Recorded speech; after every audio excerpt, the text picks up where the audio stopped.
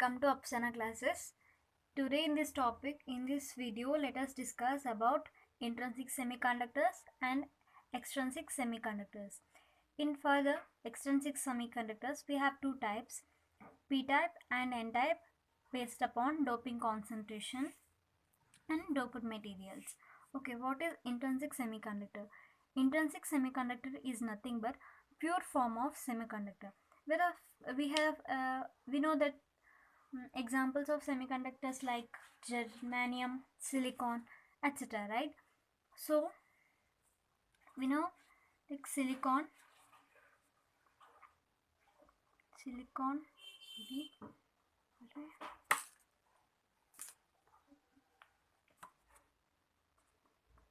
Silicon atomic number is 14, where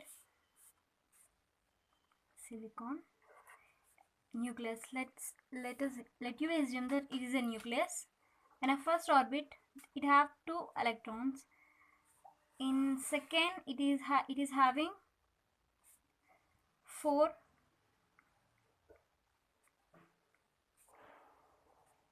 8, and in third we have 4. So the bonds that are formed here are 4 bonds with silicon to silicon, as we are talking about the intrinsic semiconductor. In intrinsic semiconductor, no like materials or atoms are added, just only the pure form of silicon is presented here.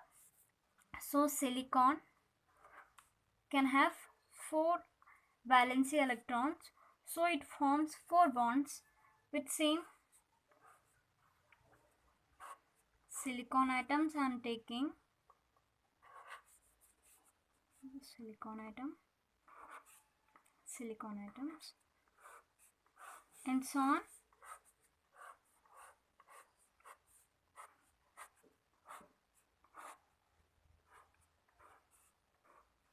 So here for this silicon atom, we have 4 valence electron, and these are formed bond with adjacent silicon atoms, and so on. So in our previous class, we have discussed that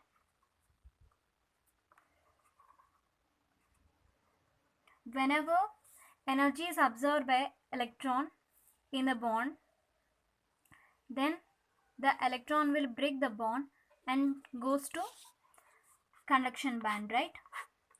So whenever energy is applied in the valency band, so electron will move to conduction band, leaving an positive charge here, which is we call as hole. So we have in a silicon, we have electrons and holes in an equal number. So the Fermi level is nothing but it is a range which indicates the or which shift according to the weights of the atoms. So if it is the electrons are more in conduction band, then this Fermi level shifts to conduction band. If the electrons are more in valency band, then the Fermi level shift towards to valency band. So this is the level which shifts according to the weights of the atoms charges. So this is about the intrinsic semiconductors. There is no material is added, pure form of semiconductors, and the Fermi level lies in the middle, where electrons and holes are in the equal number. So as both are in the equal number, the conductivity is low. And then next go to the extrinsic semiconductors. In extrinsic semiconductors, we have two types, p-type and n-type. What is eccentric actually? So eccentric semiconductor is nothing but impure form of semiconductors formed due to doping of material. So this material may be pentavalent or trivalent. Okay. So impure form of semiconductor formed by doping of material. Doping is nothing but adding of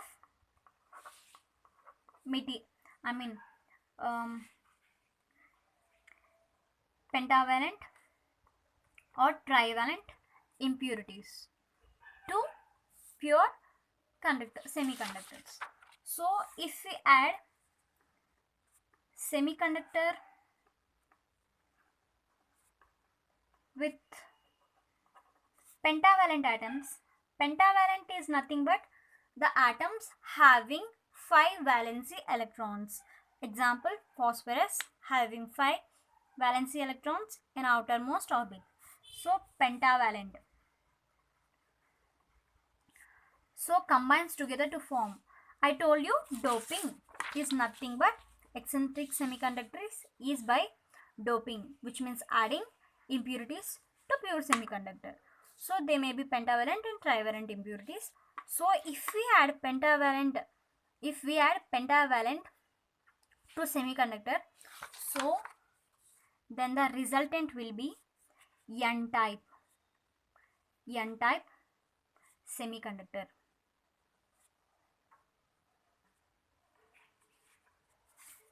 So why it is N-type? I'll tell you in the next class.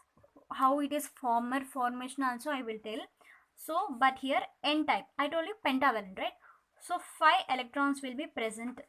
Extra electrons will be present along with the semiconductor. So here electrons will be more when compared to P-type, which is nothing but semiconductor plus trivalent impurities. Trivalent means 3 valency electrons like boron. P-type semiconductor.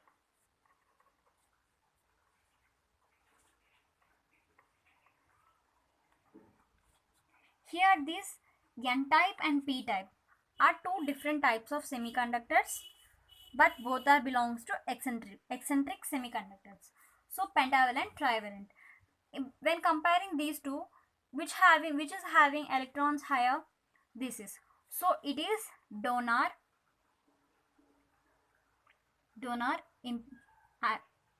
semiconductor. It is an acceptor semiconductor. Actually, and this is called as donor impurity. This is called as acceptor impurities. Donor impurity, acceptor impurity. So we're comparing here. So what is the majority charge carriers in the N-type? Majority. While comparing these two, of course, electrons. So it is an N-type. Minority. What are the minority charge carriers? If not electrons, then of course holes. Right? In this P-type, the majority charge carriers are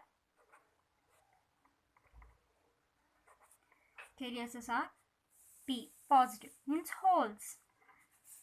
And here minority, if not holes, then of course electrons. So this is about intrinsic and eccentric semiconductors. Intrinsic semiconductors are the pure form where the Fermi levels lies in the middle, while electrons and holes are same. Where here electrons and holes are not same, it depends upon the type of the material that we are doping, which means adding.